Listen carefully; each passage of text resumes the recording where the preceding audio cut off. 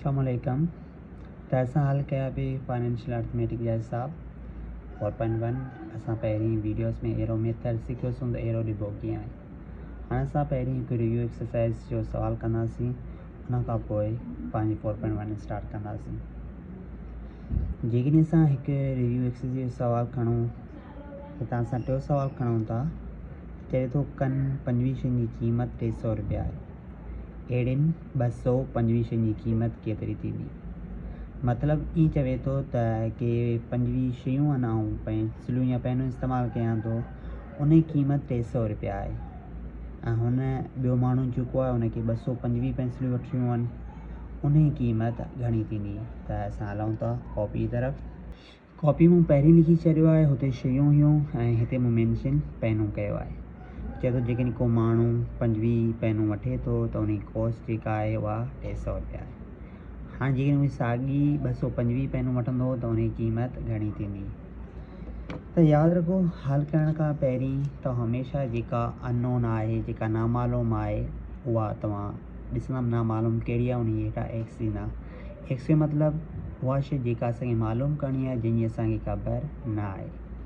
त हिते असां वटि जेका 225 क़ीमत छा थींदी, उहा असां वटि नामालूम आहे। हल करण खां पहिरीं तव्हां हिकिड़ी शइ यादि रखंदा, जेका अननोन शइ आहे, जेका तव्हांखे मालूम करणी आहे, उहे शयूं बराबरि जे हिकिड़े तरफ़ रखंदा ऐं जेके मालूम आहिनि उहे बराबरि जे ॿिए तरफ़ रखंदा। त हाणे हल कयूं था असां।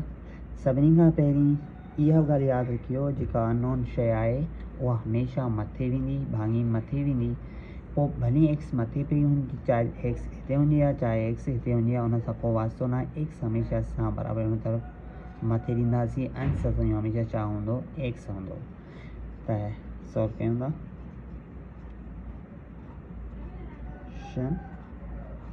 तव्हां अननोन क्वांटिटीज़ जेके आहिनि उहे हिकिड़े तरफ़ रखंदा।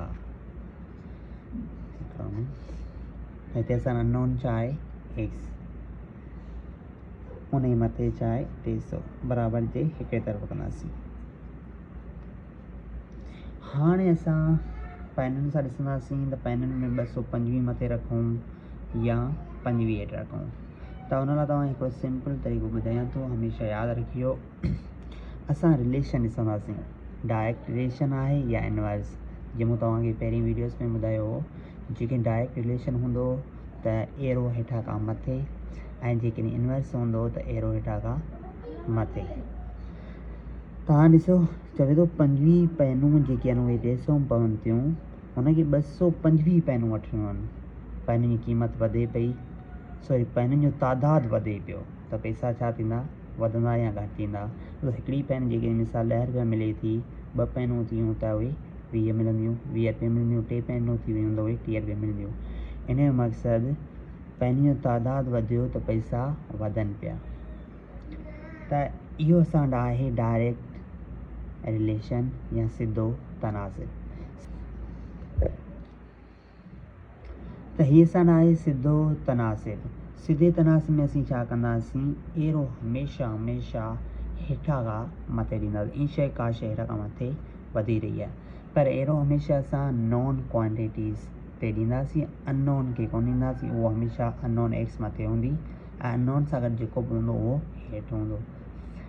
त हाणे असां जो रिलेशन जेको आहे डायरेक्ट आहे, हिकु शइ वधे पई ॿी वधे पई, एरो असां हमेशह हेठां खां मथे ॾींदासीं, उहो बि नॉन क्वांटिटीज़ खे।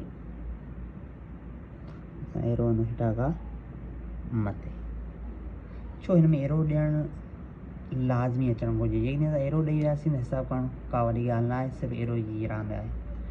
हाणे असां एरो ॾिनो, हाणे एरे जो हिकिड़ो जेको आहे उहो हेड आहे, ॿियो आहे टेल। त यादि रखियो, हमेशह जेको टेल वारी रक़म हूंदी उहा असांजी आंसर थींदी ऐं जेका हेड हूंदी उहा असांजी चेक थींदी। त असां वटि हिते जेको हेड वटि 25 आहे, टेल वटि 225 आहे।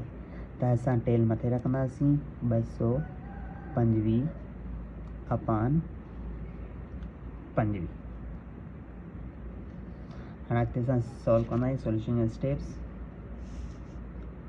एक्स अपान 300 सेम पिया वञनि, हिते असां डिवाइड लाइ टेबल हणंदासीं 225 ऐं 5 खे असांजो 5 जो टेबल लॻे पियो छो लास्ट में 5 आहिनि हिते लास्ट में 5 आहिनि त 1 5 50 2 5 4 5 20 थिए पियो बाक़ी असां 2 बचनि ॿ हेॾां विया 25 5 5 25 ऐं 25 खे असांखे खोड़ो 5 जो 5 दफ़ा लॻे पियो त वरी असां 1/300 फर्दर सिंप्लीफाई थिए पियो मल्टीप्लाई कंदासीं 5 जो खोड़ो 1 दफ़ा लॻे पियो 5 जो खोड़ो 9 दफ़ा लॻे पियो त हिते 9 थिया अपान में 1 थियो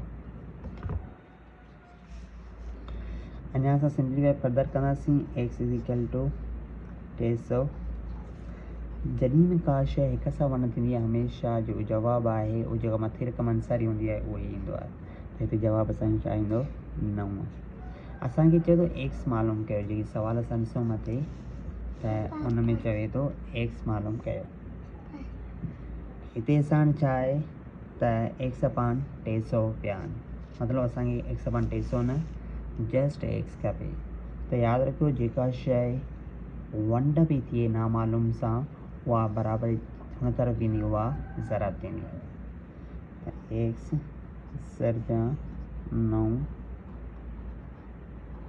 0 ठीकु आहे हाणे असां हिते ज़रब कंदासीं त जस्ट तव्हांजी दिक़त न थिए हुन लाइ रफ़ ते ज़रब कयां थो कंहिं ॿारनि खे ज़रब ई करण में दिक़त थींदी आहे त छा हो असां वटि 300 ज़रब 9 0 0 0 0 9 टिका 27 ठीक है 27 अभी हिते लिखंदासीं 2700 ठीक है असां वटि जवाब या आंसर त हिते असांजो फर्स्ट हिसाब ख़तमु थियो रिव्यू एक्सरसाइज़ जो रिव्यू एक्सरसाइज़ उन करे कई त असांखे थोरो बेसिक कॉन्सेप्ट क्लियर थी हाँ तव्हांखे हमेशह इहा यादि रखणी आहे त इहो यादि हमेशह रखियो एरो मेथड में जॾहिं तव्हां एरो मेथड जा हिसाब हल कयो बाय एरो मेथड त तव्हां छा कंदा जेका अननोन शयूं आहिनि जेका अननोन शइ आहे उहा बराबरि हिकिड़े तरफ़ रखंदा ऐं नोन शयूं बराबरि जे ॿिए तरफ़ पोइ तव्हां जेके अननोन शयूं आहिनि उन्हनि खे एरो ॾियण जी ज़रूरत न आहे जस्ट तव्हां छा ॾींदा नोन शयुनि खे एरो ॾींदा ॾिसणो हूंदो रिलेशन कहिड़ो आहे डायरेक्ट रिलेशन आहे त हेठां खां एरो मथे इनवर्स आहे त मथां खां हेठि पोइ हमेशह तव्हां जेको टेल आहे उन जी रक़म मथे रखंदा अंश में ऐं जेको हेड आहे उन जी रक़म छेद में रखंदा हाणे जेके 25 पेन जी क़ीमत 300 आहे त 225 जी हूंदी 2700 ख़ुदा हाफ़िज़ अॻी एक्सरसाइज़ में असां इंशाल्लाह सवाल कंदासीं एक्सरसाइज़ 4.1 जा